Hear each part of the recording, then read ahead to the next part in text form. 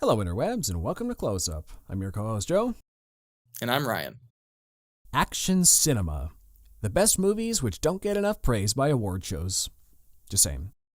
The genre has existed since practically the dawn of film itself, and we're continually treated to new offerings which promise to whisk us away to lands where violence is fun. But not all action is created equal, and the genre has evolved considerably over the past century.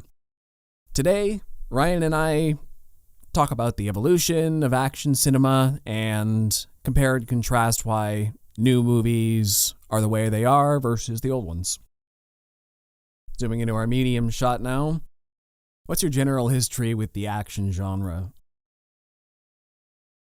I mean, I'm a film kid, right? So the first thing you probably see as a kid is something actiony, nothing too crazy in terms of gore or exploitativeness. It's just something that you sit your kid in front of. Yeah, something like that, just to get them to do something for 2 hours. And in the modern day, I grew up watching a lot of different types of action movies. I grew up watching the Transformers movies, the live action ones, the Daniel Craig James Bond ones, from memory, and not Fast and Furious. Sorry, Fast and Furious fans, but that's not my shtick. And it's just one of those types of genres where you don't have to turn off your brain for it, but it is just one of those things where you don't have to take it too seriously. But I think that's kind of the charm of the genre as well, where when they come up with the term popcorn movie, this is the genre that's perfect for it, where this is something you go to with your buddies, you have lots of fun watching them, and you come out feeling better or feeling like you could take on the world because, you just saw an action movie and you're like, hey, I can do that. And there's different types of action movies, especially from, the 60s up to the 80s, like heyday of, the renaissance of action movies until to the modern ones. And, there's so many different amazing ones and so many different bad ones. And I'm sure we'll go through each here today. Yeah, my action movies when I was a kid, I was raised a lot on George Lucas and Steven Spielberg stuff. We've been talking a lot about those last couple episodes, but Star Wars, Indiana Jones, those kind of things. Also, stuff like,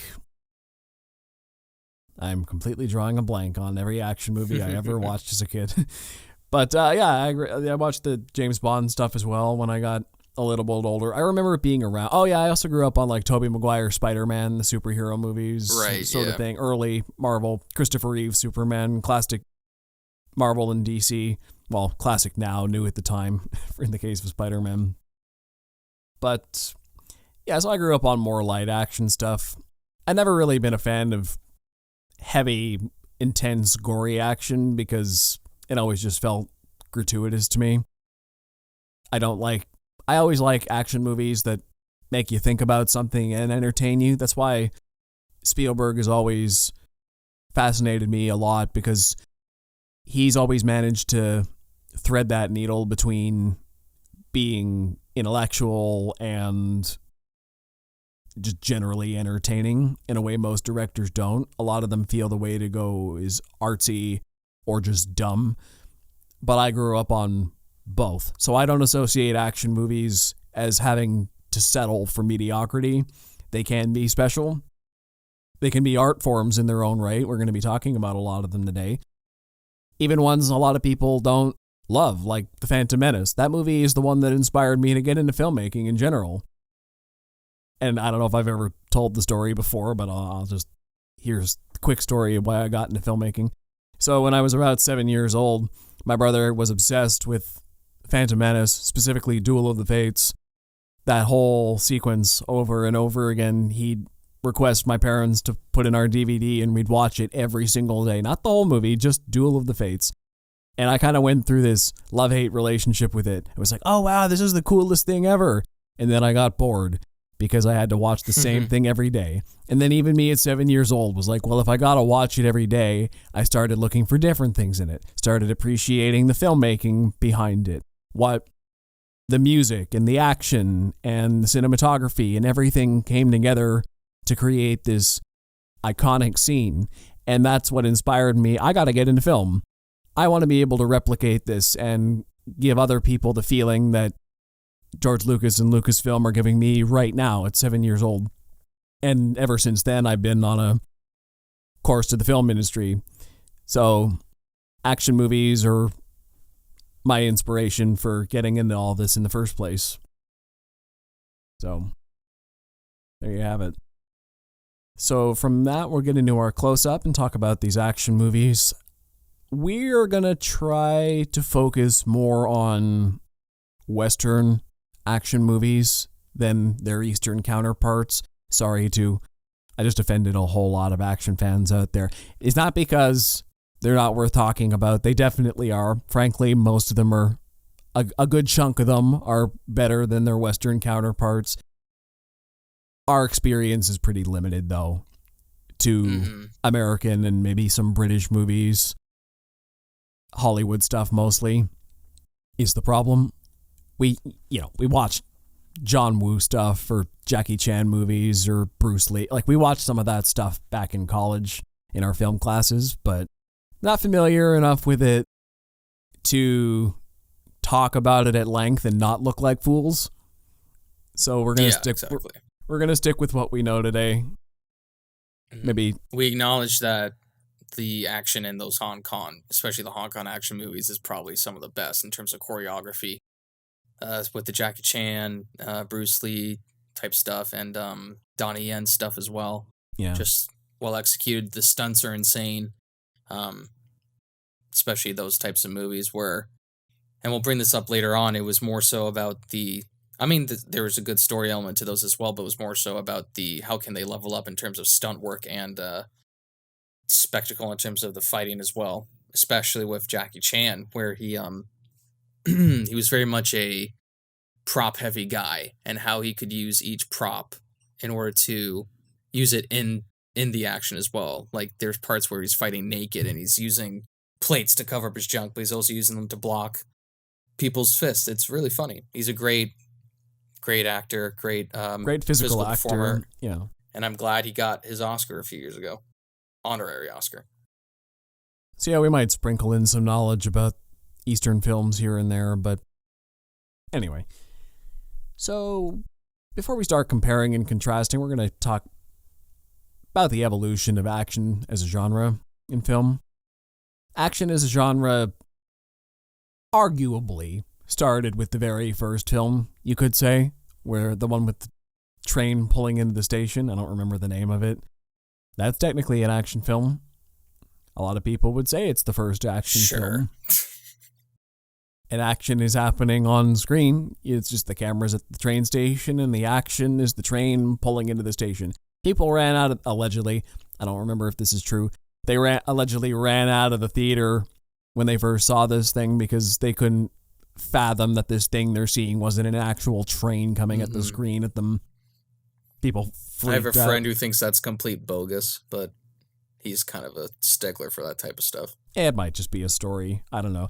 But I like the idea that even back at the very first film that we consider the first film, it still gave people those kind of thrills and chills that you get from action movies today, or that movies are still trying to emulate to this day.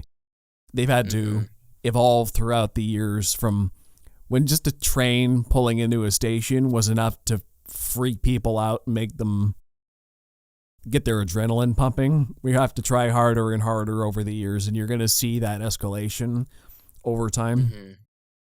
But the genre didn't really start in earnest until Edwin Porter's The Great Train Robbery, 1903, which they make us watch in all the film classes because it was a milestone in editing specifically to make this whole story of burglars trying to hijack a train and steal all the money while the law came after them.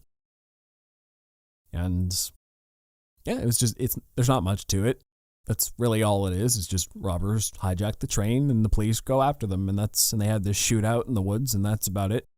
But it was mind-blowing at the time. you never had full-on sequences like this of, well, the violence is one thing, but it's just, we're watching people who aren't us, who aren't real, do these amazing things that we could only fantasize about. Train robbery seems so exotic. Oh, that's like something that would happen in the Old West. That's, I can read about this stuff. I can picture it in my mind, but I'm actually seeing something I've never experienced play out and living through it viscerally. That's the appeal of action movies right from the very beginning. You get to experience something dangerous that you would hope to never be in that situation in real life, but watching it through film is a wondrous experience.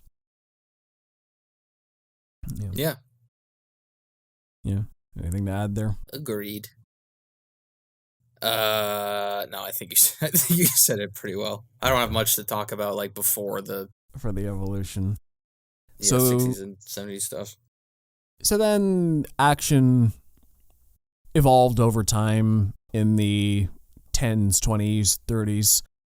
Action became more about, it was a lot of it was drawn from theatrical experience. It was more stage like theater. There's a lot of sword fights and kind of heroes in that vein. It's more like play action in a way. It feels more stilted and fake. And then you got your Charlie Chaplins and Buster Keaton, who used a lot of their action for comedic purposes, but they were fantastic physical performers and put themselves in real danger for our entertainment, which they were some of the most famous early stunt performers. And they paved the way for your Tom Cruises or Jackie Chan's or whoever's putting their life in danger for our entertainment today. Is we owe back to Charlie Chaplin and Buster Keaton, those kind of guys in the 20s. Mm-hmm. Yeah, I think Jackie Chan has stated that he is very much, he's inspired by a lot of Hong Kong action as well, but also inspired by Buster Keaton as well, in terms of his action.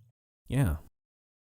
So then in the 30s, action starts evolving even more because in 1927, we get synced sound in movies, and that comes into full force by the 30s. We have talkies. So not only are we seeing action take place, but we're hearing it.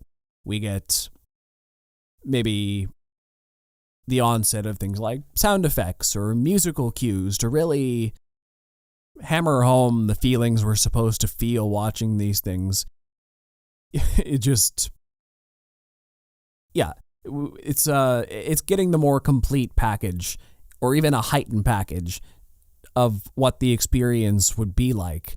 So that helps the audience. It's just another level for the audience to immerse themselves in what's happening. And in this period, we start getting the onset of the action hero with actors like Douglas Fairbanks portraying Zorro, or maybe even more famously, Errol Flynn is Robin Hood. These prototypical swashbuckling heroes with swords and fancy costumes who run around beating the forces of evil, which we still watch films like that all the time today. The superhero film is the most lucrative subgenre of action out there right now, and we owe it to these guys in tights back in the 20s and 30s paving the way as well. We're men in tights. Anyway. Classic. So I'll skip over that for a bit. So then in the 40s, we start getting a lot more war-inspired pictures because World War II was the big thing happening at that time. So people wanted to see a lot of war. The big thing. Literally the only thing going on. Yeah, mostly. So people wanted to see a lot of war movies at that time. I mean, a lot of them were propaganda pieces, mind you, but, well, I mean, they worked. They got people. They worked. They got people roused up. Yeah. Because the Germans' filmmaking was not as good. That's the lesson. Did they even make films? If Actually, they did, it's probably all destroyed. Well, actually, yes. I mean, the German war films Hitler commissioned for propaganda are some of the most famous pieces of propaganda. Oh, no, you're right. Yeah. They made us study some of those in film school because of Hitler knew film was a very useful tool for changing the minds of the masses. Mm-hmm. Anyway. Too bad he failed art school. Well, that's why he got other people to do it better than him. And they still teach about them in film school. Nazis are bad, but they are bad. But their films have interesting. No, go on, keep artistic, going. Move it along. For better purposes. Move it along. Use them for better purposes. Move it along. Okay. So then I'm we trying to help you. Yeah. Digging a hole. So we have Westerns. Westerns were a pretty big thing after that because I guess after World War II, people wanted to go back to simpler time. Just guys out on the range. Yeah, just guys out in the vast wilderness of America, living by skin of their teeth and surviving bandits and trying to settle the land. And it was just good versus evil kind of things, trying to bring a lot of the land. And that was it wasn't even like movies either. There's also TV shows. Like TV shows, like Gunsmoke was the longest running TV. Gunsmoke was the longest running. I think it still is the longest running live action show. It ran for 20 seasons, something like that. It's crazy how much like the Western genre just plagued all of entertainment for around that time. It's insane. Yeah, big stars like John Wayne were kind of the face of it. Clint Eastwood a little bit, but not till the Western got its... Not a little bit later, yeah. That's when the Western got its evolution, but that comes a bit later. So that was kind of the 40s. But let's talk about the evolution a little bit, which I'll get more into soon. But the 60s were a time of change, as we all know. And movies were getting more violent. That's really the big thing about the 60s is they started actually pushing the envelope with action.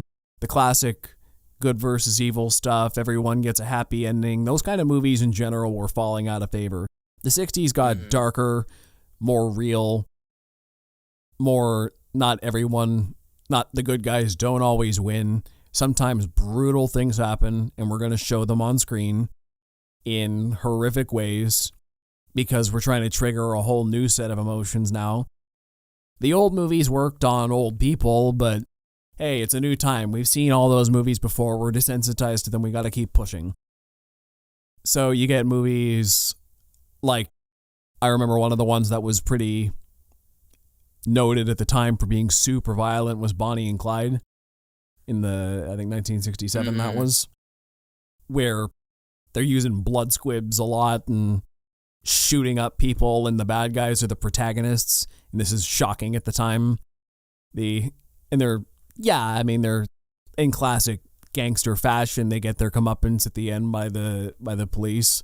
But the thing about Bonnie and Clyde is that they were more sympathetic than other gangsters in film, because those were the rules. You weren't supposed to let a gangster be sympathetic in film. But Bonnie and Clyde we kind of rooted for, and it felt like an injustice when they lose in the end, which was huge at the time. Because it's like, wait, we're not supposed to feel bad that these gangsters lost. What's going on here? And they lost so violently in big shootouts with lots of blood. This is weird. And movies would only continue to get worse. Yeah, it's crazy. That movie impacted people so much. A lot of people haven't seen that movie, but they've seen that like ending scene where they both get shot up to bits.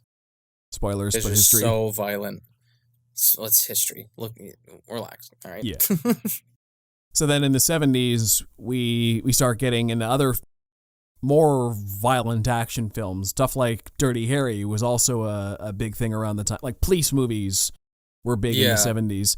And I remember I watched Dirty Harry a couple months ago, and I was pretty surprised by how that movie went, because it does get pretty dark at a point. those are the movies that we're starting to blend the action genre with societal commentary as well. And in Dirty Harry, they're saying the law doesn't work.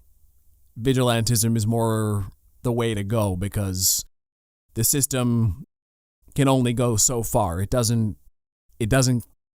catches the guys, but it doesn't keep them. People can get away with murder and awful deeds just because of how our system is set up. And guys like Dirty Harry are the ones who actually bring justice through hard-boiled action. Dirty Harry, I think, was the first, cop who plays by his own set of rules, takes the law into his own hands. I think Dirty Harry was the prototype for all those guys we saw in the 80s and 90s, like in Lethal Weapon or things like that. The 70s were also big on martial arts movies, which is more from the East. So I don't know a lot about that, but Bruce Lee and Chuck Norris and guys like that were huge in the 70s as well. So Western audiences started getting more accustomed to different types of action. It wasn't just cowboys and guns anymore, or gangsters and cops and robbers, but we were starting to get actually well choreographed hand-to-hand combat by people who knew what they were doing. And we're like, oh, there's other ways to fight. Our bodies are weapons too. We're seeing a whole new form of violence we've never really been accustomed to in the movies. This is strange.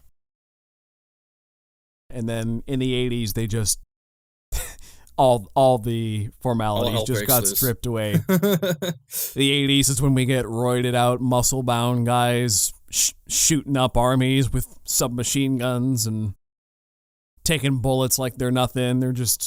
They're invincible guys. Your Stallones, your Schwarzeneggers. It's just, things get crazy in the 80s.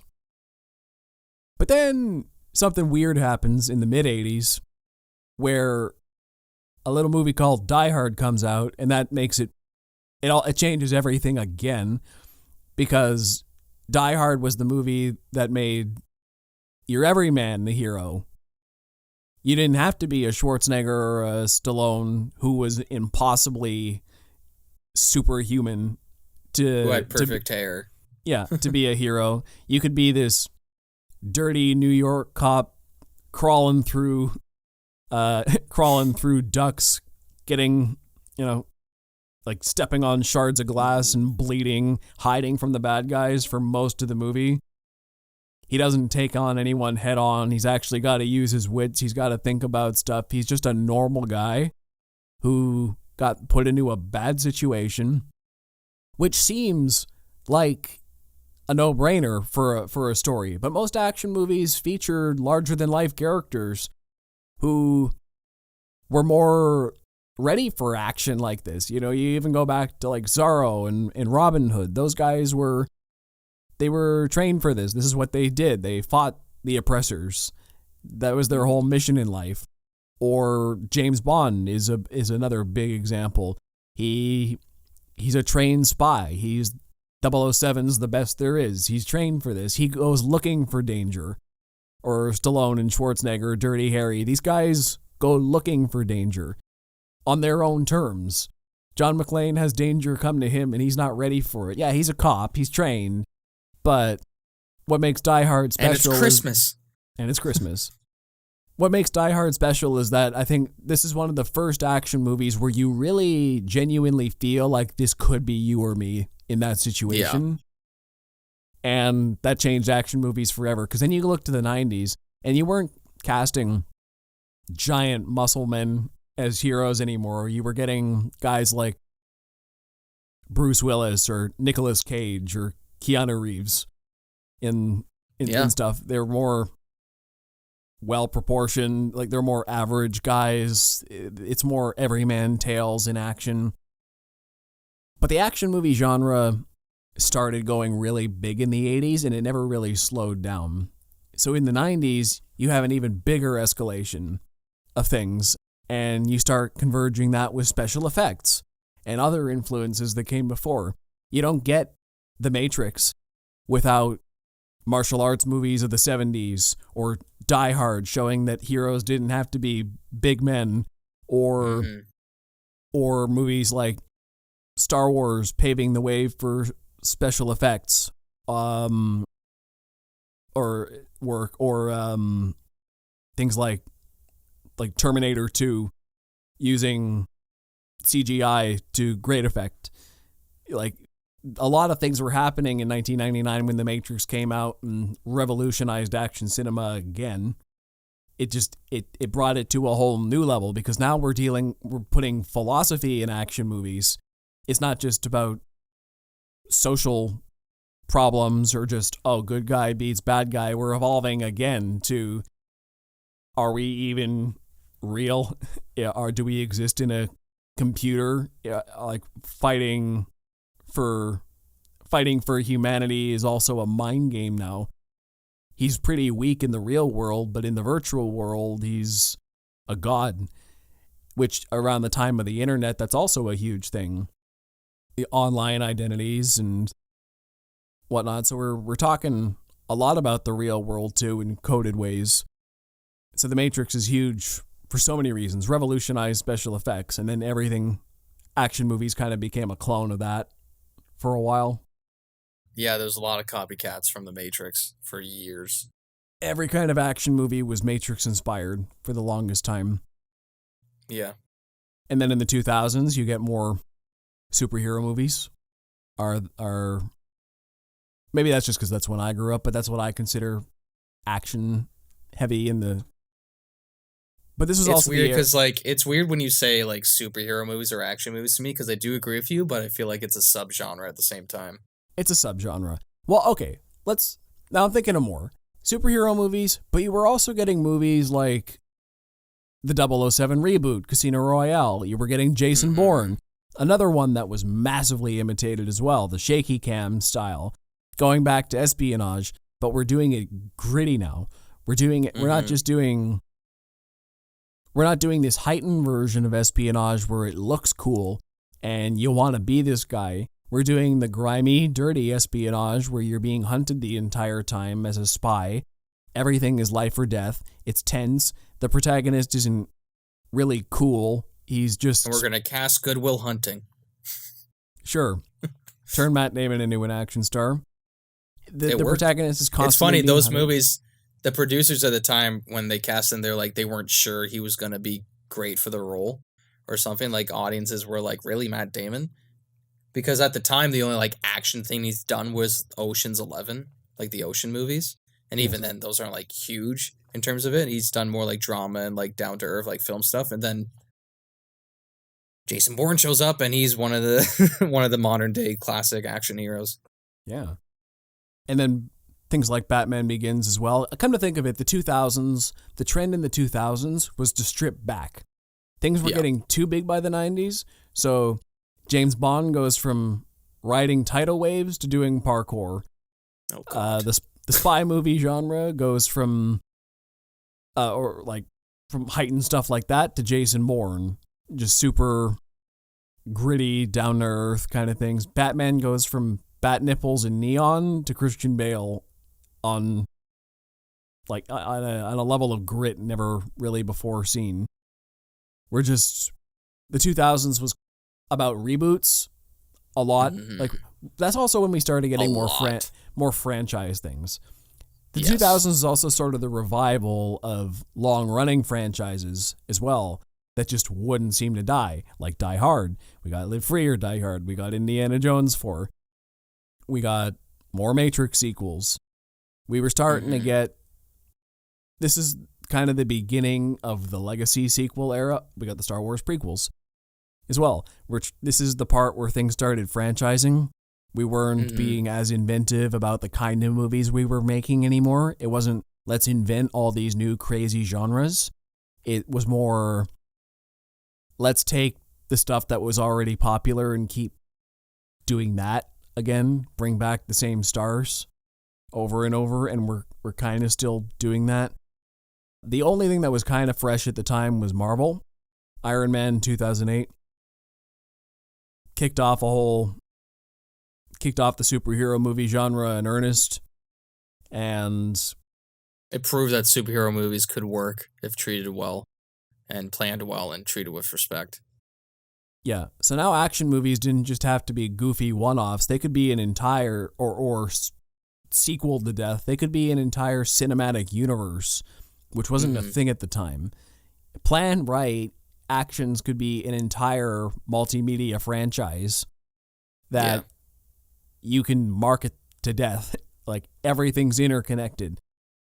Like some action hero can meet up with another action hero and they can both coexist. There wasn't this like macho kind of contest of like in the past when action heroes might get together, there was this clashing of like, oh, who's the tougher guy?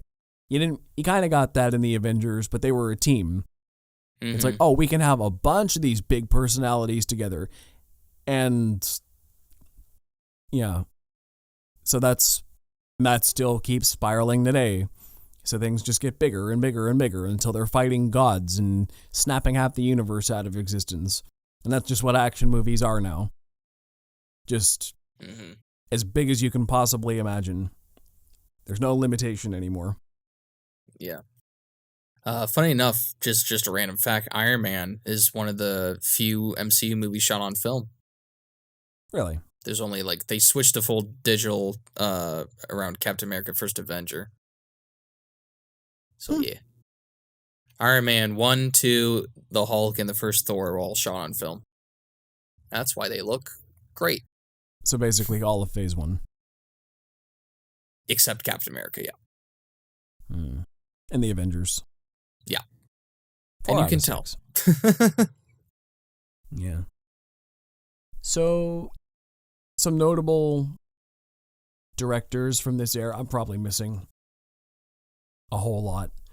But I think Edwin Porter was a really big deal for making The Great Train Robbery. That was a big start. Alfred Hitchcock was very important to the idea of the action set piece. He was, I think, I've heard North by Northwest described as very important in that regard because of the big, well, I mean, there's the crop duster scene is the classic. Great movie. And also the end when they're at the Mount Rushmore. Mount Rushmore is a big thing. Come on, Joe. We watched this at York. That was 7 years ago. My memory's hazy. I know. Anyway, who else? Kurosawa, once again, touching on the East, but he was one of the most influential directors to ever live. A lot of his movies were remade as American versions. A lot of important directors were inspired by him to, they shot always real say, arrows at people. Yeah. That's wild. I read that one of his big contributions to action was that he was a pioneer in multi-camera. Yes. A lot of these people, these action directors did the classic one setup with one camera at a time. But he was like, no, my action scenes are too big to do one camera at one time. I gotta capture everything at once. So he uses 3 cameras to do things. And nowadays that's just sort of standard. Whenever you do a big scene, a lot of times you don't want to spend the money to do it again. So you just do it once and shoot it from as many angles as possible. Figure it out in the edit. That descends from but it's weird because it's edited in a way where it's not multicam. It's like too jump cutty now. You know what I mean? Well, so, yeah, now they I want agree to with show. you that it is it is multicam now, but it doesn't feel like it. So I think that's a huge difference. They want to show literally every angle they took now. Yeah. Back then, there's a great clip where Captain America Civil War at the beginning where Black Widow is literally taking someone down in a ground move, and it's literally 8 cuts. It's like that of her just tackling one guy to the ground, and you're like, Jesus. Luckily, the rest of the film's not like that, but my favorite, it's just egregious at some points. My favorite one that I ever saw was Taken 3, where Liam Neeson takes 13. Oh my God. 13 cuts just to have him jump over a fence. It's hilarious how bad Taken 3 is. That's what action is now. When it's bad. Oh man. So who else was jump big? Cuts. Sergio Leone, reinvented the Western. Took a lot of inspiration from Kurosawa and Eastern films to do that. But he made the Western badass. Because before, once again, the Western was kind of this innocent genre in a way. It was very black and white, good versus evil. And then Leone and the Man with No Name, Clint Eastwood, they come in and they're like, no, the Western's actually a pretty morally gray thing. So we're gonna treat it like, well, maybe we're not all good or bad people. We're just, some are better than others. So then he comes out with a fistful of dollars. Then we get later on, like Francis Ford Coppola, George Lucas, Steven Spielberg, Martin Scorsese. We get them in the 70s and 80s. And they're doing big things as well. 90s, Tarantino. Tarantino stylized violence in a way that it was unique for the time. Mm-hmm. Very grounded in the way he did violence and action. I think Tarantino's big thing that I can think of is the way he incorporated shock value into his violence a lot. Yes. Case in point, that scene in Pulp Fiction where Jules and Vincent are just driving with that guy in the back, and then Vincent accidentally shoots him in the head just when he's asking him a question. That's like, yeah, there's violence in movies, but that kind of casual violence of, oh, I just shot a guy in the head and there's blood everywhere and I didn't even mean to. And like man, I just shot Marvin in the face. Yeah. That kind of casual violence, that was new. That was fresh for the time, I think. Yeah. You hadn't really, like, before, violence was escalating, but it always had intent for the most part. I am trying to kill you for some reason or other. But then Tarantino comes in and people can be just violent for no reason at all. Or like in Reservoir Dogs, when the guy's ear gets cut off just because he's torturing him for fun, basically. It's like, it's just... And his action has, Tarantino's action has actually progressed throughout the years as well. I mean, look at Django, right? Or even Inglourious Basterds, where it's become even more gory and more, not spectacle, but in terms of just more violent as... excuse me, as his career's grown, but also as his budget has grown further and further, where I bet he's just keeping the blood squib companies afoot with each movie he does, especially with the bar scene in Inglourious Basterds and also that house fight in Django. Those are the two notable like Tarantino action scenes I can think of. Oh, and Kill Bill, of course, the entire end fight scene in the first Kill Bill movie. Very much so. I always forget about Kill Bill, which is weird because it's like one of my favorite movies. To be clear, part 1 and 2 are one movie, correct? One movie. Yep, correct. Yes. And his big brain, they're all one movie. And the last one I want to mention is Michael Bay. Love him or hate him, I think he's one of the most noteworthy action cinema directors of all time. I mean, the guy comes from a background in music videos. So he knows how to make things look good. Is it the most inventive? Sure. Not maybe. At least maybe his explosions are real. He does big explosions, badass looking guys doing badass things, lots of slow-mo. He's sunsets at night.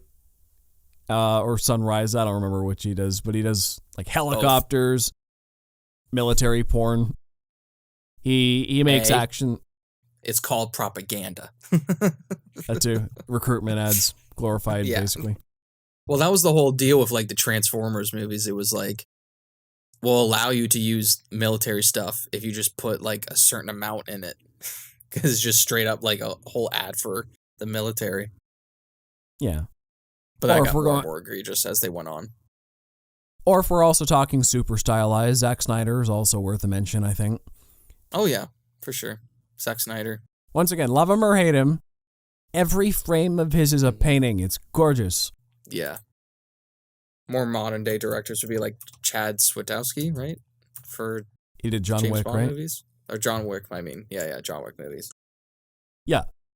I think that's his name. Yeah. Stahelski? Is that, Yeah, it's a crazy last name. Yeah, anyway, He was stunt Keanu man. Reeves' stunt double on The Matrix, which is wild. Yeah, see, the John Wick is, I think, one of the biggest revolutions in action cinema because somebody got the crazy idea to let a stuntman make a movie about action. Wild. You mean somebody who actually has lived and breathed real action would do an action movie? What would they do with it? Well, you get John Wick 1 through 4, some of the greatest action movies of all time. Mm-hmm. I just like how in the last 100 years of movies, people who had no idea what they were doing are like, they're making action. They're like, oh, I guess this would be cool. We can make this look cool. Yeah. When it's really the stunt performers making it look good. Yeah. I think that comes also from just even, it's more so with all genres too, where it's become more of a popular thing modern day where even actors now are becoming directors because I think it's more widely acceptable now, which is a weird thing. Like, it wasn't not acceptable, but it was just kind of faux pas to say like famous actors becoming directors back in the day. Like Marlon Brando only directed one movie, and it's not one of his most famous ones. Yeah. It's But like, you have stick to your lane. actors now, like, yeah. You're an like, actor, stick to your lane act. Mm-hmm. Don't pretend you know how to direct because you are around movies a lot. Stunt guy, don't pretend you know how to direct because you can take a hit or jump off a train or something. Yeah.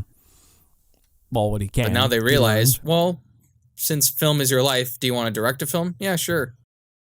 It's worth a shot, right? Maybe get somebody from a different background to come in and they'll take a new perspective on it. An actor has more perspective from an actor's point of view, so you probably get a lot of great character movies from that. John Wick is one of the best action franchises ever. Wouldn't you know it?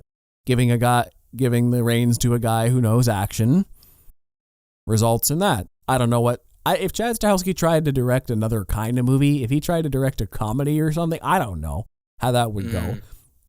That's not really his vein. Do it.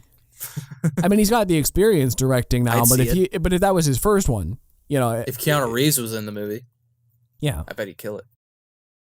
Yeah. So, one of the reasons I think action evolved, and this is, I don't know if I should have mentioned this earlier. I didn't really know when to bring this element to it, but one of the big reasons action changed was because of the Hays Code, which came about in the early 20s or 30s. It was the silent era as a response to just debauchery and vulgarity in movies. They were tired of movies just showing everything they wanted because it corrupts the youth, and Hollywood's a cesspool. There was also a whole lot of scandals happening in Hollywood around that time, just making the entire film industry look bad and getting national attention. So they're like, we need to crack down just in general. Scandals in Hollywood? Never heard of that. Yeah. It's like every 20 years. I think one of the big ones was when Fatty Arbuckle got, what's the word I'm looking for? Accused of murder. Like, he's one of the biggest. Oh, Jesus. Like, he's one of the biggest film stars of the era, and he's accused of murder, and that's like, oh, okay. I think there was also a lot of scandals with drugs and parties and affairs. It was like Hollywood was just considered like the most sinful place on earth in the 20s, pretty well. Isn't that what the whole movie Babylon's about? Yeah, basically, it's about all those controversies and how and because of them, Hollywood became this more rigid place where you couldn't do anything fun. I mean, the actors still did, but it had to be way more low-key. It couldn't just be out in the open anymore. People had to pretend to be decent in public. But here's some of the things that were in the code that they weren't allowed to do in movies at, like, from the 20s to 30s onward. So they Be it further resolved that special care be exercised in the manner in which the following subjects are treated, to the end that vulgarity and suggestiveness may be eliminated and that good taste may be emphasized. So they weren't allowed to use the American flag in an unfavorable light. They weren't allowed, or any flag, I guess, in another country's religion, history, institutions, prominent people, citizenry. They weren't allowed to basically treat everyone else like a whole country's flag or anything it represents is unfavorable, because I guess that would hurt international relations. Don't do arson. Be careful with the use of firearms. Theft, robbery, safe cracking, dynamiting of trains, mines, buildings, etc. Having in mind the effect which a too detailed description of these may have upon the moron. That actually says that. I love how safe cracking is in there. Yeah. That's egregious, apparently. Brutality and possible gruesomeness. Technique of committing murder by whatever method. Methods of smuggling. Third-degree methods. Actual hangings or electrocutions as legal punishment for crime. Sympathy for criminals. That's a big one. Attitude toward public characters and institutions. Sedition. Apparent cruelty to children and animals. Branding of people or animals. The sale of women or a woman selling her virtue. Rape or attempted rape. First night scenes. Man and woman in bed together. Deliberate seduction of girls. The institution of marriage, surgical operations, the use of drugs, titles or scenes having to do with law enforcement or law enforcing officers, excessive or lustful kissing, particularly when one character or the other is a heavy. So, oh my god! Basically, the rules say basically the technique of murder. So basically, the rules say everything you do in a movie is impressionable, and don't do anything you wouldn't try to teach a kid. But it was also like all institutions of law and religion and the state must be respected. You can't show.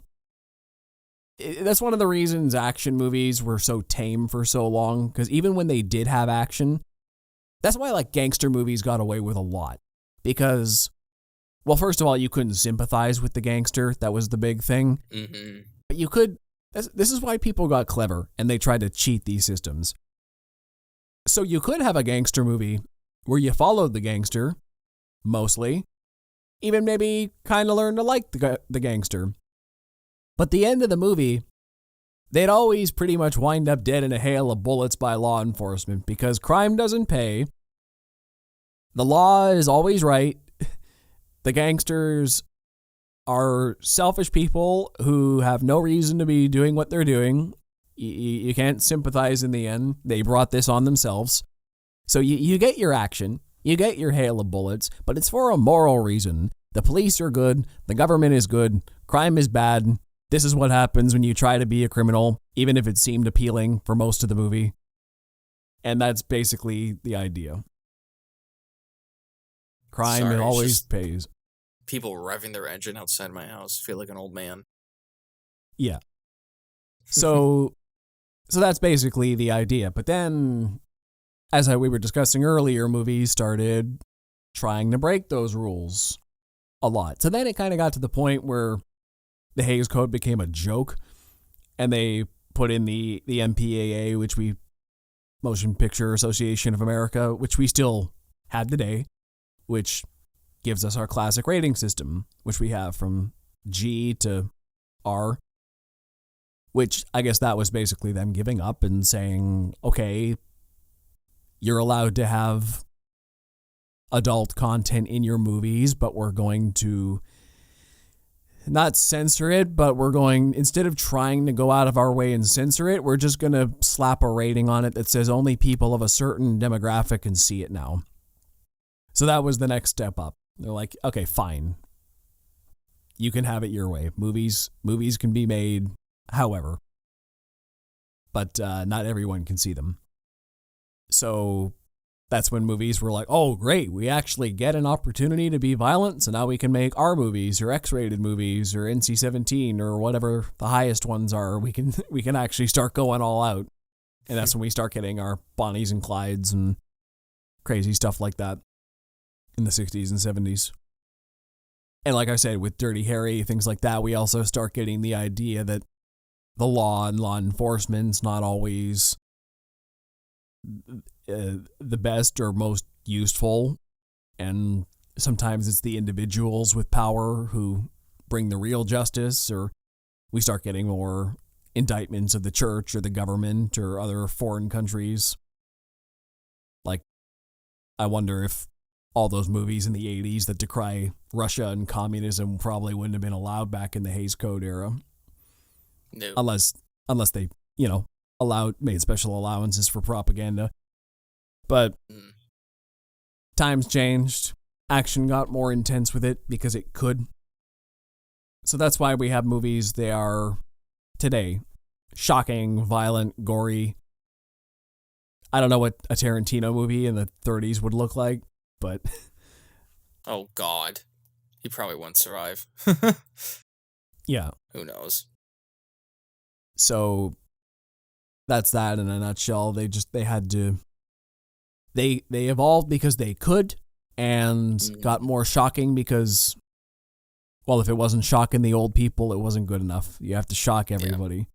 There's a lot of times where Hollywood has tried to censor a lot of stuff, and it's just kind of worked out in favor of the people, where just individuals rebelled and made shocking stuff anyway, or just rebelled against Hollywood. I think one of the most famous ones is like the Hollywood 10, when they were like blacklisted from Hollywood because they were quote unquote communists. Mm-hmm. And they made a whole movie about it, Trumbo, where he's a very famous writer and he wrote for Hollywood for years. And then he was a member of the Communist Party. This was after World War II and, during the Cold War. He got blacklisted along with a bunch of his friends, but he just went under a different name and won 2 Oscars for it. So, nice. Yeah. Hollywood has tried to censor before and failed because they're easy to trick, apparently. But, yeah. And also just times change as well, where it's like, okay, people realize they were a member of a party, they weren't actually communists, or they weren't actually Russian spies sending, information over to Russia. They're just political activists who you don't like. They just want you to pay their fucking set decorators. That's literally a plot point in Trumbo, if you've seen it. I have not seen that one. It's pretty good. It's the movie Bryan Cranston was nominated for an Oscar for. So I think the funny thing about the Hays Code and this increasing level of violence is that modern movies are largely back to that kind of style of entertainment. You go to a typical, the big Marvel movies now, the big action movies now are Marvel, so I'll pick on them, as I so often do. But a lot of action films like that are back to being safe, inoffensive, and mind-numbingly dumb. Or they go exactly the opposite way, like your Tarantinos or your movies or your John Wicks, and are over-the-top violent and gory for shock factor. Super bloody and intense, and there isn't really a lot of middle ground action movies anymore. They're either going as hard as they possibly can to really push the genre to its limits, or they're just really dumb and turn your brain off kind of popcorn movie. It'll make zero sense. The main character will probably be super powered, even if he's just supposed to be a bodyguard or something, but well, whatever. He'll survive anything.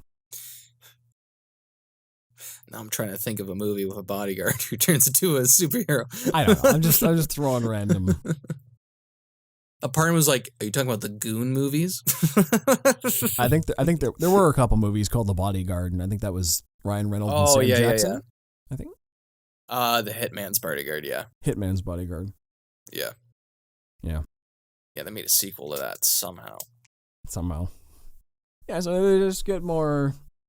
So we either have shocking or safe.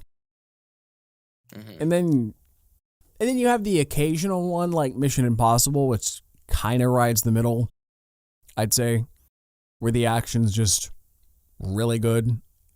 It's just really well shot and choreographed, but it's not too gory or violent. It's just the most intense part of that is this it's more stunt work than gore work. Is this the stunt where Tom Cruise will finally kill himself? Watch and find out. Nope.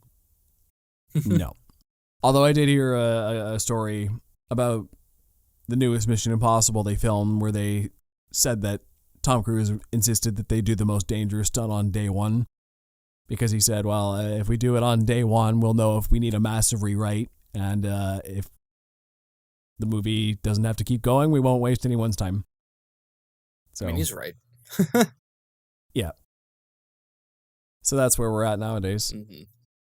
Yeah, I think with people like Tom Cruise, especially him, he's so into the action genre and has such respect for it that he knows that spectacle doesn't have to be something bad.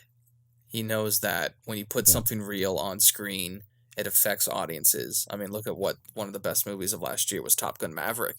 You see him in the cockpit. You actually see him flying around the canyons. You feel the tight turns. You hear the loud breathing that he's doing because of the G-forces on it. Even if that wasn't physically him flying those military jets, he was still somebody. They were still real jets doing real stunts. Mm-hmm. Absolutely insane. Which is an important factor. And I think that's why Tom Cruise gets a great reputation where other people falter, is because Tom Cruise is known as a guy who likes doing things for real.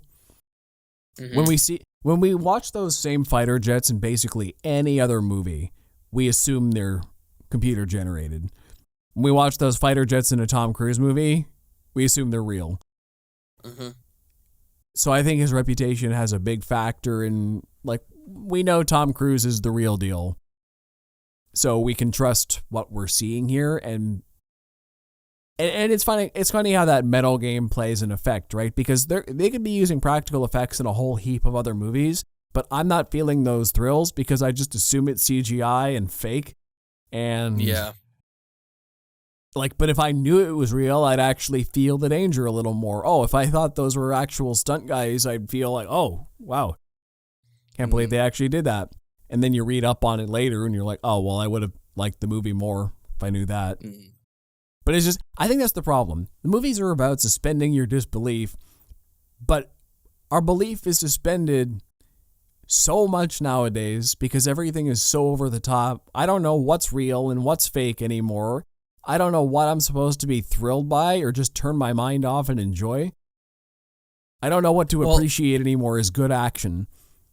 Well, the thing about the Tom Cruise movies that I appreciate is he makes it a point in the movies to make sure you know that the action is real. I mean, there's long takes of him setting up the action set piece before it actually happens, especially in Mission Impossible movies, like in Fallout when they're flying in the mountains near the end, or when he's in Dubai and he's traveling on he's running on the tallest building in the fucking world like a maniac. I mean, and again, also there's all the promotion where he says, yeah, I did that for real. But in the movies themselves, it is made a point to be like, hey, this is me. I'm really flying. I'm really jumping off a mountain here. And I think that's what helps sell the spectacle of it. Whereas something like this is a huge left turn, but like Ant-Man Quantumania, when they're running away from gunship fire, you're just kind of like, okay, I'm just seeing explosions of him in like a random small ass city, and it's not really doing anything for me. Like he's being shot at, and they're not doing anything for me. I'm like, wow, Paul Rudd on a green screen. This is so thrilling. It's a volume. I actually don't know. Paul Rudd running on a volume. So thrilling. Tom Cruise running on the side of the actual tallest building in the world. Wow. I can't believe it. And we're not even saying that like you have to go Tom Cruise level in terms of action. It's just when something looks real, it's just going to affect audiences more. Like, look at Fury Road. It was one of the most popular movies that come out that year, and it's still talked about because so much of that, there's a lot of CGI in that movie, but a lot of it is practical and mixed in with it. CGI is a great tool for... It's one more thing in a filmmaker's arsenal to punch things up a little bit or to create effects you wouldn't necessarily otherwise get to create, which that goes to the suspension of disbelief in that if you're creating something that couldn't necessarily be created, I'm always going to know it's not real and therefore be a little less invested. So the trick is to use CGI for stuff that you're trying to hide, but it's still believable. Yeah. Practical should be first and foremost when it comes to action, because if you can't imagine it actually happening in real life at a certain level of danger, then it's not going to really affect you the way an action movie should. You need to believe what you're seeing for it to give you those thrills, right? I think you nailed it on the head when you said CGI is a tool, and it should be used more as a tool, but most modern films now are using it more as a dependent than a tool. It's not... CGI should be like a hammer you use to build a structure. Instead, they're using the foundation. Instead they're using it as the foundation or the structure itself. They're building the whole thing around it, which, well, yeah, no wonder most of your stuff collapses. It's not what it's for. I mean, why do you think people love those 80s action movies? Because it's real explosions, it's real people flipping and jumping, it's real people getting hit, it's real people doing like the blood squibs. And modern... And the only reason, and it's what sucks now, is the reason why they're using so much CGI now is just because it's cheaper, which really sucks.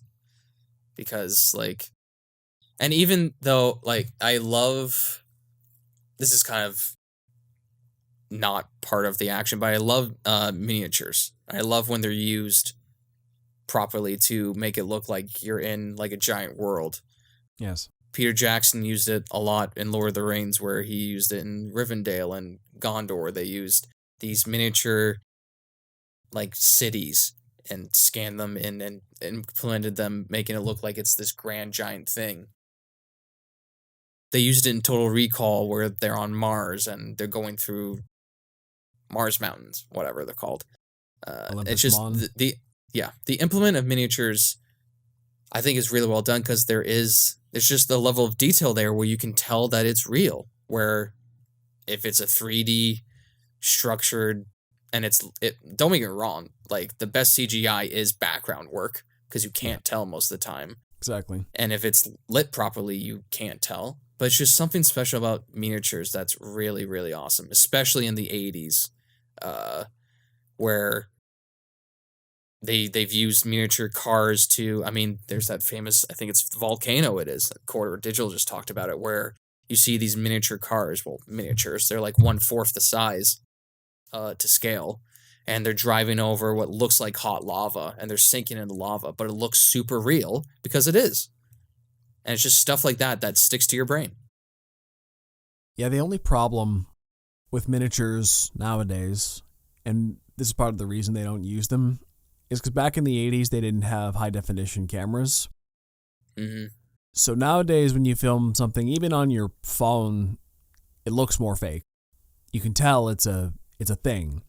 Before, the cameras had just enough poor quality that you could kind of pretend a model was a real thing, and it granted you more of an illusion. Nowadays, even on models, you need a lot of CGI just to make them look convincing. Mind you, having a practical base is still important. That's still better than a full CGI thing.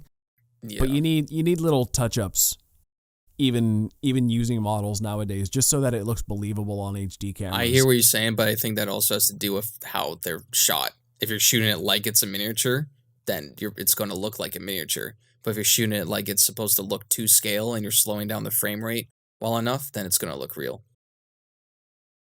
Yeah, I think it depends. I mean, of course, the quality of the miniatures is also very important as well. Mm-hmm. I mean, that's the thing, too, where in the 80s they cared so much. They put massive amounts of details into miniatures, but also like background paintings as well. Where's super amount of detail. Where now, as you might get like a team to do it real quick in like a week or so because time and money, and they don't want to spend too much money on it. But back then they just cared more. So I think detail work is really the most important thing. Okay, well, here's an example of them caring more or just giving more time, granted.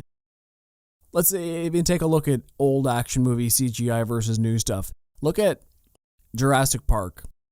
That movie came out 30 years ago, used CGI dinosaurs, and even the textures on those dinosaurs, the way they move, everything about those dinosaurs is nearly photorealistic. They still hold up 30 years later. Last Jurassic Park movie looks super fake. Newer doesn't always mean better. The VFX artists, maybe they didn't have enough time to do it. Maybe they just stopped caring. Whatever reason, the dinosaurs in the new one look fake. The old ones still are timeless.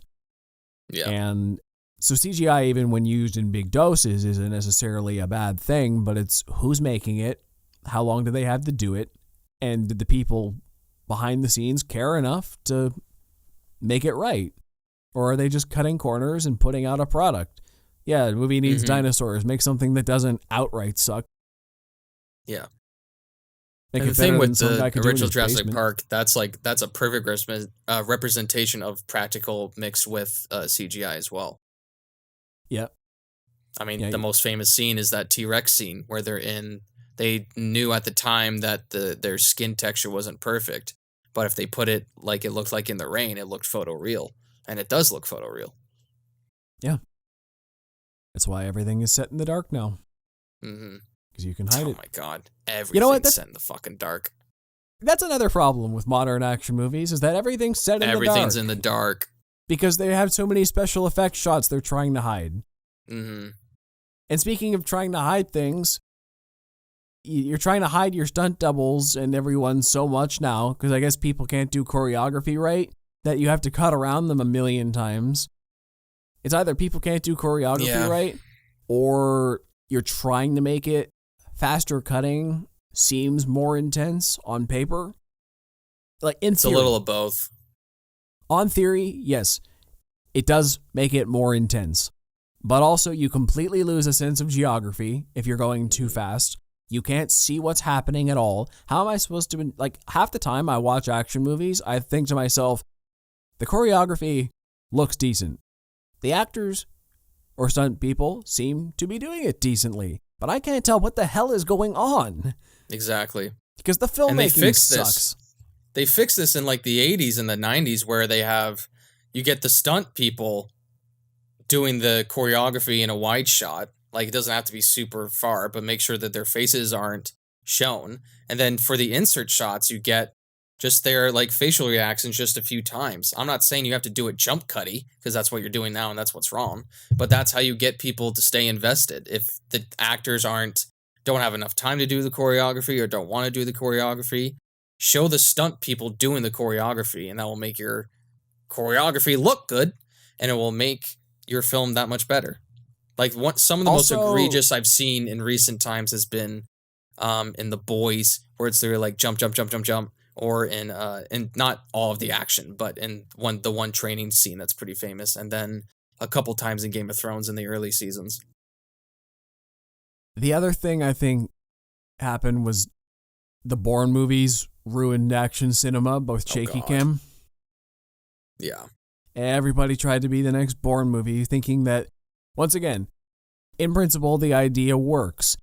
Shaking makes you kind of nauseous, makes you feel like, oh, the camera's in the action, so I'm watching it through the camera, so I'm in the action. It feels like it's an immersive experience, like being on a roller coaster or something. In reality, it just stops you from being able to see what's going on, and clearly, it's distracting.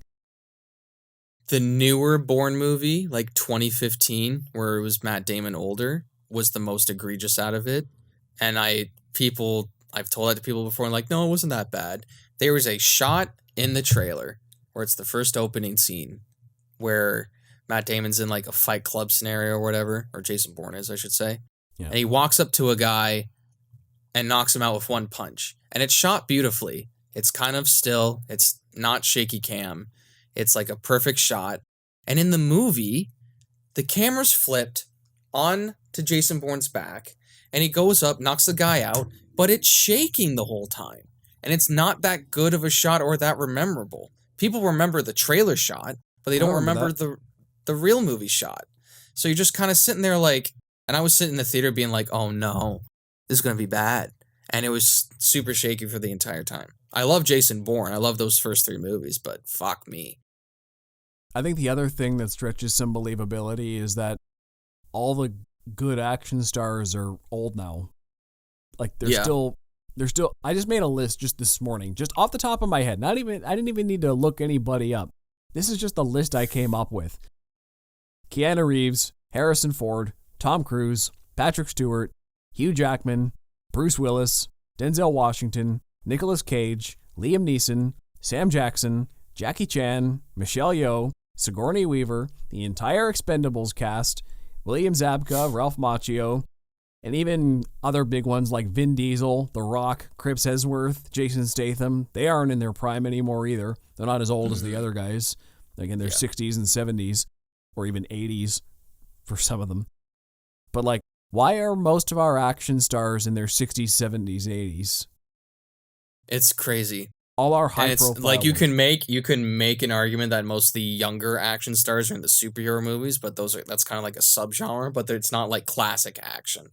And I think what the problem is that these older actors are used to the action. This is the movies they grew up on, but it's also the movies that kind of help start their career, and it's just stuff that they are fond of, and people will be drawn to them. It's weird because when you're trying to sell an action movie, you have to sell the movie, but you also have to sell the actor at the same time. Yeah. It's the strangest thing. I mean, it's the same thing with comedies too, where the new Jennifer Lawrence comedy movie came out. It's whatever it's called, I can't remember, but it's literally about this woman trying to seduce this younger guy in order to get a car. It's just a simple like classic like 2000s comedy movie, and it's being advertised everywhere like comedy's back because studios have abandoned the straight up comedy genre for the longest time because it doesn't make that much money because of, again, residuals aren't great and streaming isn't great in terms of, like, they're basically streaming movies now. But if you get a top actor / actress ahead of the role, it could do very well. I think it's called No Hard Feelings. I think that's what it's called. Yeah. I think the problem with modern action actors, though, is that a lot of them just can't pull it off. And I've heard some people level this complaint before it, at our generation in movies specifically. But I think a large part of the problem comes down to, I'll just say it, our generation is wussy. Yeah. We're a lot wussier than those old guys. We have a lot of issues, obviously. We deal a lot with mental health struggles, and those are real, those are valid, those are all things we have to work through to be our best selves and better people. But let's face it, we haven't really faced a lot of real hardship. Our generation hasn't had any major wars we've had to fight in, or famine, or disease, or, COVID, but that didn't, that affected more older people. We just got locked in our houses, which, once again, more mental health than actual. I read a stat. We don't really have any real danger. Yeah. I read a stat where, and I don't know how true this is, in terms of globally, this is the most peaceful the world has been with the entire world. Now, there's been, of course, like the Russian-Ukraine war, Afghanistan, America, like there's those a lot of things wars happening around the world, but just... Yeah, but globally, it's been the most, chill. So that's the problem. Like, these guys, all these old action stars grew up in rougher times, or had parents who grew up in rougher times who made them a little more hardened as people. I believe these guys in their action roles. You throw somebody like, no offense to him, but you throw Tom Holland in the thing. I'm like, well, yeah, he's got, he's an athletic guy. He can physically do action, but I don't actually believe him as a genuine badass. Like Harrison Ford seems like you're like he's 80, Well, I think but it's I wouldn't want to take a punch from him. But like I believe you as a genuine badass. Like people our age feel like they're playing at being badass. Exactly. They aren't actually. I think it's an age thing too, because you just believe that when an action actor is just a bit older, like even 30s or 40s, you can tell they've been through shit. Whereas again, we say like Tom Holland, he's 27, right? What has he been through? Nothing. So like, unless you do, I mean, he was in that Tsunami movie, but he was super young then, and that wasn't really action. That was more thriller. Okay, fine. Let's say someone like I think it's called. But even him in Uncharted, like that's technically an action movie, but it's not known for its action, right? And they didn't try to make it super gritty I'm not saying it should have been super gritty, but they didn't try to make it grounded in terms of action. They tried to match what it was happening in the game. Yeah. Okay, let's take somebody like because Indiana Jones is all the top of my head. Like Harrison Ford versus I don't know, who's an actor in their like an action actor in their 30s. Like, I don't know, Chris Hemsworth, let's say. Sure. So Harrison Ford in his prime versus Chris Hemsworth, who do you believe is an actual real life badass? Harrison Ford. Yeah. Well, Chris Hemsworth is a unit, but no, I just mean like they look like Hemsworth looks good. But I don't believe he's a genuine badass. I think he just looks like an action hero. Harrison Ford doesn't have that kind of build, but I do believe he'd kick my ass in his prime pretty easily. Oh, for sure. Or he'll just shoot you. Yeah. That's like a Raiders joke, everybody. Yeah, well, yeah. The new guys are all show. The old guys actually felt like, yeah, okay, maybe they are just actors. Maybe they've never fought in wars or anything either. But there's something a little more hard about them that I can believe you as a military guy or police or whoever, or criminals, hardened gangsters, whatever you're playing in action roles. That's why, like, try to cast, I don't know, Timothée Chalamet as John Wick. No. I mean, even in Dune, there's some action there, but you wouldn't consider him like, it's kind of almost its own subgenre as well. I would almost put it in the same categories of like fantasy or superhero. Yeah. Paul Atreides is not supposed to be like the biggest badass, I think. Kind of. But it's weird, yeah. Yeah. He just looks like a baby. Yeah, but he's kind of supposed to. He's supposed to be this young hero, which is part of the point of that. Dune's a little weird. It's unconventional. Mm-hmm. But I don't know. Our generation's just, I don't think we're going to make for good action stars. And that's why And I think that's just the evolution of what film is now. Because in terms of like our modern action stars are in the subgenre of superheroes. I think that's just how, or fantasy. That's just how Hollywood's gone. And I think the idea of the classic action movie is only being made by these older actors because that's where they're coming from and that's their field. It's what they respect. It's what they love. And those are all the best, know how to do. And those are all the best ones because they're more real. Mm-hmm. Like you feel more badass. You're doing practical and real things with real model work and stunt work and all this. Young actors don't feel believable in the parts, and they're just acting on green screens. There's no sense of danger. It's all fake and for show, and you can tell, and it's weak. It makes the action genre weak altogether. I mean, you look at, once again, I'll pick on Marvel a little bit.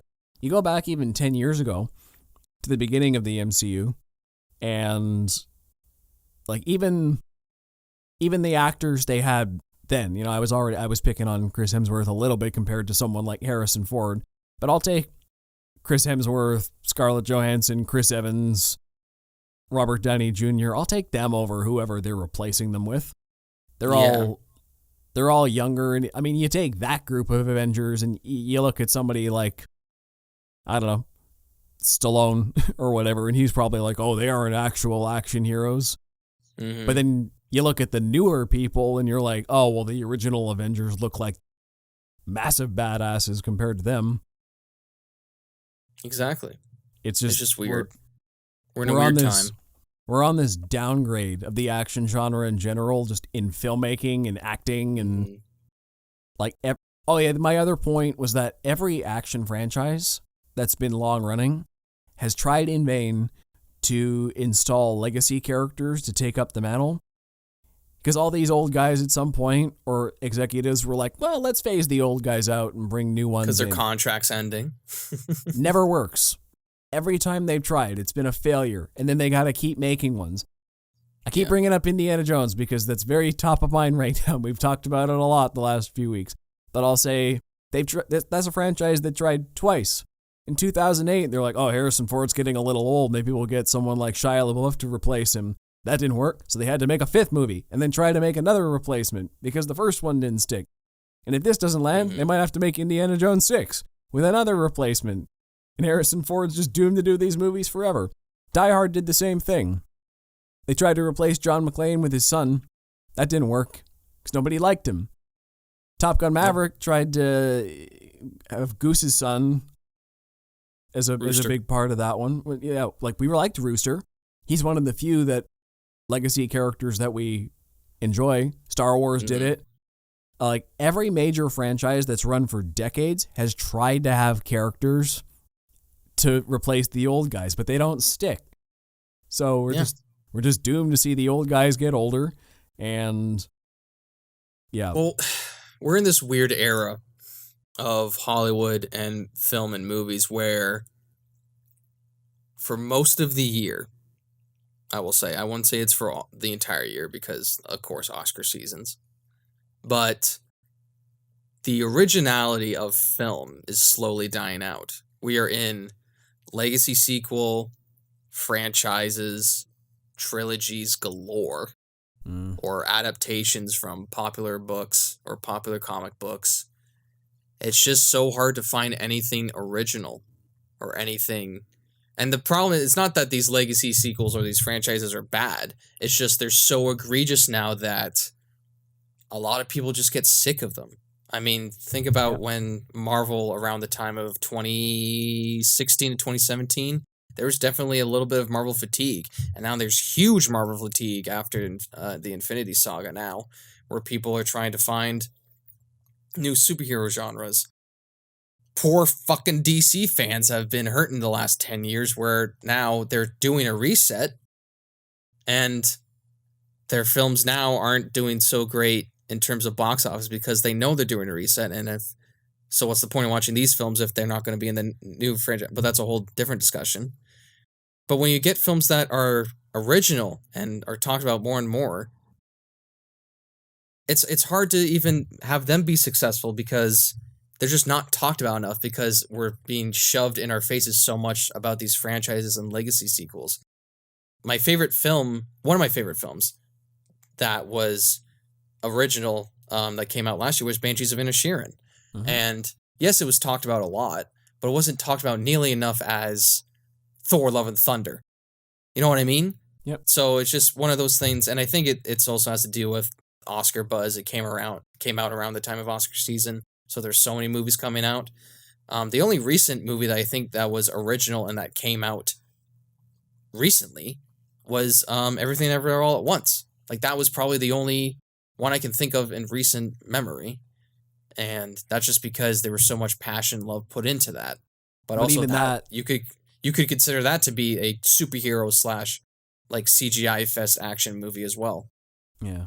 But even that one, you see, is an original, but it's banking off of someone like Michelle Yeoh in her whole history with action movies. Everything Everywhere All at Once. Can you imagine if that started? I mean, like the whole point was that she was a middle-aged woman, but if you have something Awkwafina. like, sure, whatever. If you have somebody new in an original movie, like all these people that we're talking about made their names off original franchises that just won't die is the thing. It's crazy. They're not really giving people a chance to have, like they're trying to replace them in their old franchises instead of making new ones. Yeah. Which a lot of That's the problems the we problem. talked about will still be there. I mean, like, I don't know if the actors will be believable. I don't know if the special effects will hold up or the filmmaking will be worth your while. But at least they have a fresh start and no baggage. Mm-hmm. There's a chance to do something good. Like, I know Dune's an adaptation, but I'm like, it's doing a good job. Yeah. You get your movies like John Wick that come out of nowhere. Yeah, it's wild. I mean, and that's one of those ones where people didn't really go see it at first, and then just word of mouth spread. Because it looks like just because it looked like just. I remember another watching that generic first action movie. trailer and being like, "This is going to be terrible." Yeah. And I watched the movie, and I was like, "Wow." Pleasantly surprised. Yeah, that happens every so often, but it's rare. Very, very rare. It's wild. It's so weird because it's like, it's just a very weird time we're living in because I'm quoting I'm like butchering what he's saying, but Matt Damon's talked about it where in the 90s you could make movies where they didn't have to have the box office success because of the DVD sales. Like, you could make movies for the DVD sales and you could get the success there. That's why he's done movies like Rounders and Talented Mr. Ripley. Like, those were good movies, but they weren't like box office successes. But now you have to make it for, like, people don't want to make films for streaming because it makes no money. And they don't want to make it for DVDs because they don't make no money because of streaming. So when you try to, when production studios don't want to do nowadays, it's take risks, because risk to them means losing money. But in order to make something iconic and make something that stands out, it has to be original, and it has to be something, it has to have people that are passionate behind it, and it has to be something new. It just has to be. Most recent example, again, John Wick. Yeah.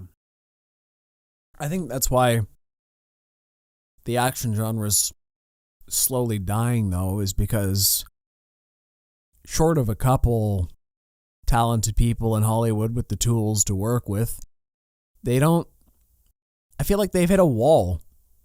Mm-hmm. As we've been talking about, what much more can you do? As we've been talking about this whole time, it's all about the evolution, right? I mean, at the very beginning, you weren't allowed to do anything. So the sky was the limit. But it's like I was saying, nowadays, every film is basically, you either go as hard as you can, or you just settle for mediocrity. I appreciate the ones that were trying harder, even if they're not for me. But how much more can you shock people?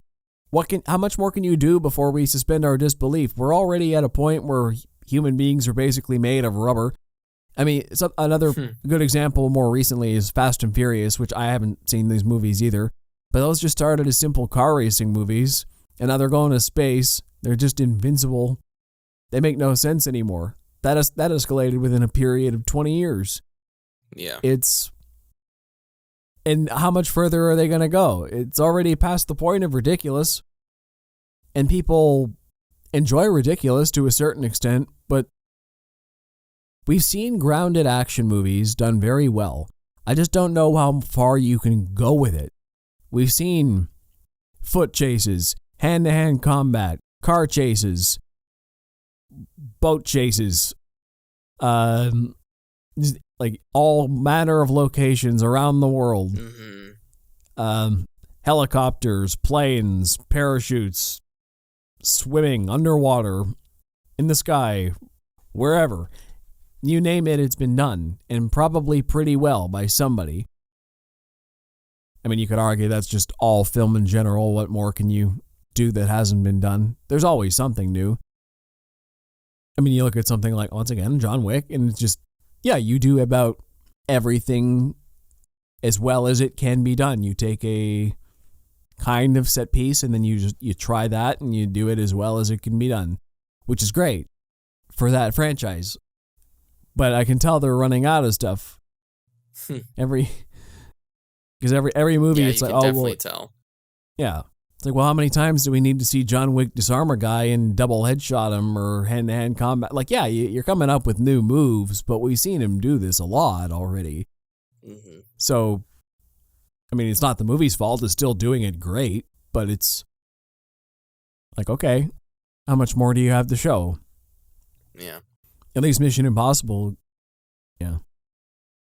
I mean, we're coming up on like almost 100 years of classic Hollywood movies. So yeah. The well is run dry. Okay, in that case, I'm going to pivot to another thing that action movies do now that maybe this could help. Maybe you need to look back to the past. Because the thing about old action movies compared to new action movies is that old action movies weren't focused on the action. They were focused on plot and character. They primarily told a story that was usually in some exotic location, crazy things would happen. You'd meet all kinds of colorful characters, charismatic hero. Think classic Sean Connery, James Bond, for a good example. He was a globe-trotting hero, tried to stop the villain. But action wasn't at the forefront of those movies.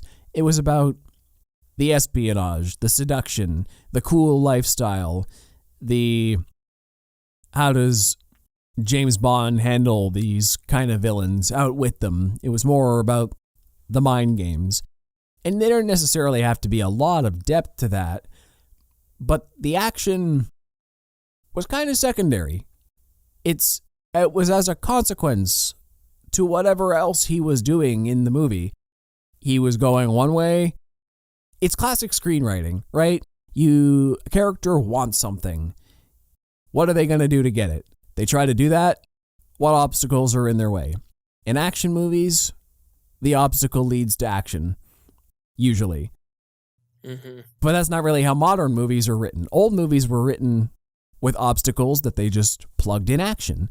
New movies are written with the action first. They write the action set pieces and then come up with a loose plot to make it make sense, how they all tie together. And that's the problem. And that's why action movies today are getting old, because you're thinking about all these action set pieces instead of trying to tell a compelling plot that'll stand the test of time. And there's only so many plots you can tell too. But if you tell a good movie, people will come back. And if you make the action good, that'll be even better. I don't return to movies like Star Wars because their action is particularly good. Like, it is. It's a little dated now, but I go back because of Han, Luke, and Leia and these little rebel faction trying to... And Chewbacca. He was there too. And R2 and 3PO and all the gang, whatever. But I go back because it's this underdog story about a little group of rebels trying to topple an oppressive regime. And the action's there, but it's not the most important. It's just... Exactly. It's just a vehicle they had to tell the story. Okay, how are you going to blow up the big... Like, there's this big space weapon for the oppressive regime. Okay, we got to destroy it. That's a natural action scene. Mm-hmm. It's the whole goal, but it's not... You know what I mean? There's action set pieces that you plan around, and then there's a plot that happens to have a lot of action. We need to move back to that for action genre to have any kind of relevance. I completely agree. Now it's just getting stupid. Fast 5 in space. The fifth one in space? So like Fast 15? I don't know. I said like Fast 5, like there's 5 of them. There's way more of them. There's like 11 in terms now. of people in the group. I think Fast 10 came out. Fast X. Yeah. There's going to be a Fast 10 Part 2, apparently. Great. They said, or Vin Diesel's like, Fast 10 is going to be a trilogy. What are you talking about? That's not how parts work. You know what? That's another problem with action movies, is that they're not made to... Because they're such a popular vehicle for the box office at this point, it's like you were saying, things like Talented Mr. Ripley, or what was the other one you said? Rounders. Things like that. There was a time when you made movies not for the box office. But nowadays, theaters are one of the only bets theaters have consistently, so you need to make movies spectacle-driven to go in theaters. Therefore, the action genre is one of the most lucrative, probably the most lucrative genre in theaters today, except they all feel the same. So, I totally lost my train of thought. Hate when that happens. Theater sales lucrative. Theater sales lucrative. You can go smaller scale now. Oh man, I completely lost it. I had a good point. What were we just talking about? I don't know. Smaller. It was something about smaller scale movies. They couldn't afford to do that. Yeah, they can't afford to do it now, but they could because of DVD sales back then. Yeah. So all these spectacle-driven movies are just kind of the thing right now, so you better make them good. That wasn't my point, but that's the point I'm making now. I hear what you're saying.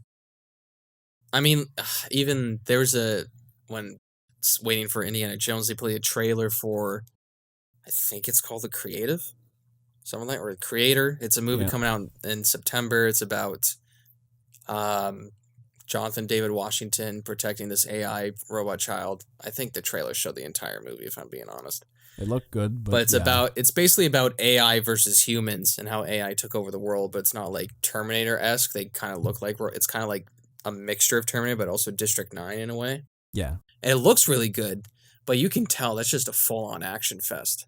It's just like the entire trailer was like 2.5 minutes. It was just mostly to deal with action and not the story.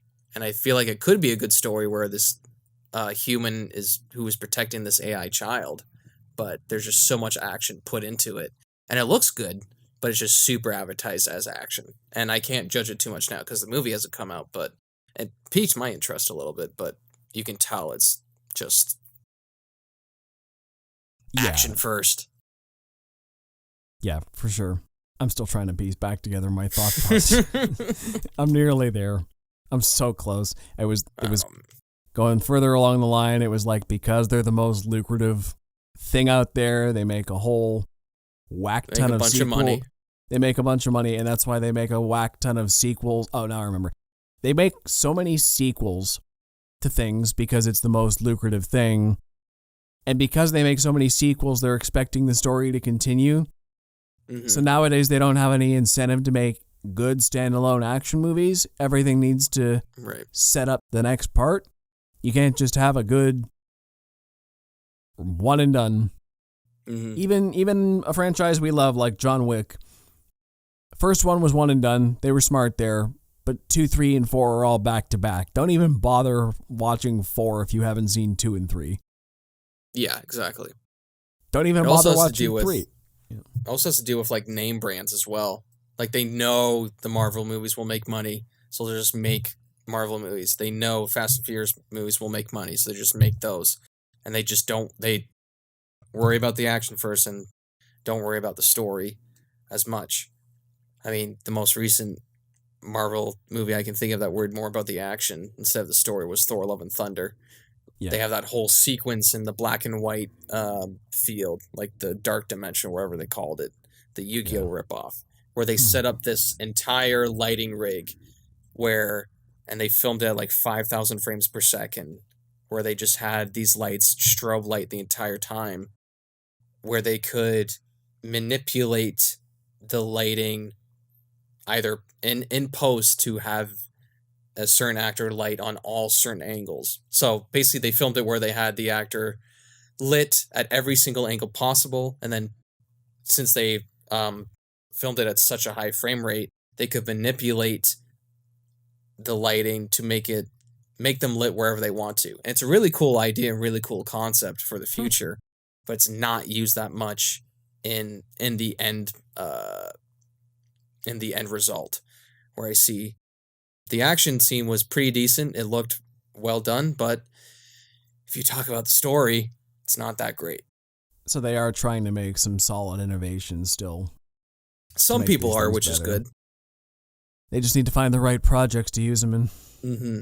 I mean, it's a cool idea, and Quarter Digital does a much better VFX artist reacts, if anybody's wondering. they do a much deeper deep dive into that, where Ren, who's on the team, explains how that technology works. It's a really cool concept. But then again, Nico brought up the point, it's not really there in the end result. Yeah. And that just goes to show whose vision it was. I think Taika Waititi still has a good vision in terms of direction and visuals, but I just don't know what happened there. I think he just kind of skirted by on improv. Didn't the pre-production side wasn't there. Yeah. They kind of just he might have made it up gotten as they went. he got lucky with Ragnarok, where he said like 75% of that movie was improv, and I bet 100% of Thor and Love of Ragnarok was improv as well. Yeah, I think they didn't plan enough. Mm-hmm. They didn't have enough structure to play. I think Ragnarok had a solid structure, and they just kind of played within the sandbox. I don't think Love and Thunder had a sandbox. It was just sand on the floor. And that Make-A-Wish kid story is really cool for Ragnarok. Do you know that story? Yeah. I think I have heard this one. He was the arena was his idea, right? Or where Hulk comes in and he says he's a friend from work. The line. It was the line. Yeah. I knew it was something in the arena. Mm-hmm. Yeah. So technically, a 10-year-old has a writing credit for Marvel, nice. Or should have a writing credit. Good for that kid. He's like 15 now, I guess. I hope he's okay. Because it was a Make-A-Wish to go on set. So yeah, I hope he's fine. But there is, for not to get too dark, Make-A-Wish kids, they can get better. It's not like a one and done, but it's just like a foundation or a charity where they, you donate to them and then they give the kids who are in that program like a lifetime changing thing where they could either go to Disneyland, go to set somewhere, or you can even have like celebrities show up. John Cena is the most famous one for doing it. He's done like, I think, over 5,000 Make-A-Wishes or something like that. Good for him. Yeah, nice guy. It sucks they can't see him. That's a dark joke to make there. No, because it's his thing. I know. Still, I'm not saying they're blind. Still a dark joke. Oh, come on now. People it's their wish. It's their wish, and he's there, but they can't see him. Whatever. I thought it was funny. It's better funny. than the one you bleeped out a week ago. Yeah. You're funny, Ryan. I swear. You got any more to say on action? I think I said most of what I got to say. It sucks. It sucks now. It's terrible. I mean, it's slowly, trying to come back, but I don't think we'll ever get back to the golden age. It really sucks. I don't know what action's going to be when all those older folks that I keep talking, I don't know what's going to happen when they all retire or die or can't do action anymore. They're all going to be CGI'd and deep faked into new movies. Oh yeah, sorry, I forgot about that mess coming up.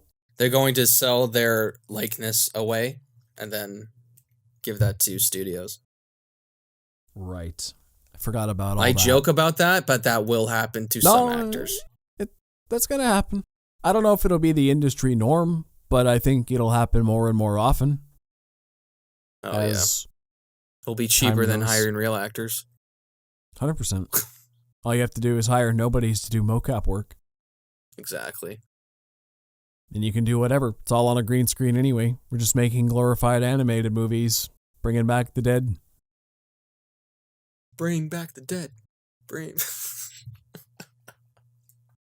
So that's the future of action. Boy. You heard it here on Close Up is glorified ghosts. Mm-hmm. Yeah, we'll have in animation. We'll have Christopher Reeves fight Marlon Brando. Yeah. Not as Superman, just them as themselves. Yeah. I've heard they didn't super get along in real life, but nobody got along with Marlon Brando. Anyway. Yeah. Well, he got to a point in his career where he just hated acting. He was just like fed up with it. I think I've heard Christopher Reeve decry his unprofessionalism. He's like, yeah, he wouldn't even learn his lines when he came here. He was just kind of acted above it. Yeah. So action. Reeves, though. I mean, good for Chris Reeves though for calling him out. Yeah.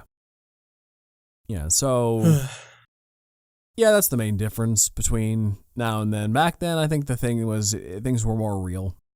The actors were more real, the sets were more real, the action was more real. Nowadays, it's all fake.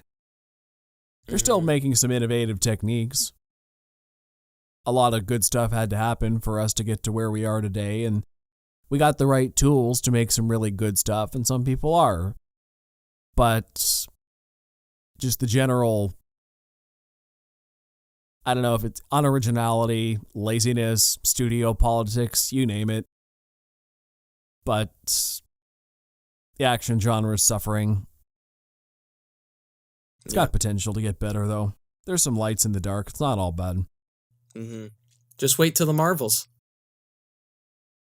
Anyway. For it to collapse or get better? What do you think, Joe? If the action movie genre collapses on the release date of the Marvels, coincidentally, you heard it here. All right. Well, you can find me at Ryan Walker Official on YouTube, TikTok, and on Instagram. We are still trying to stream Jedi Survivor right now. We will be streaming Spider-Man later on for hype of Spider-Man 2, so that'll be fun. Look out for that. All right. They call this a call to action. You can find me on Instagram, TikTok, and Facebook at ThoughtPlay Media. Also, check out the Close Up with Ryan and Joe Facebook page for latest updates on the show. If you listen to us on audio, check out our YouTube channel, and if you're on YouTube, find us anywhere you get your favorite podcasts. We hope to see you on the next Close Up with Ryan and Joe. Till next time. Take care. Ow. Action.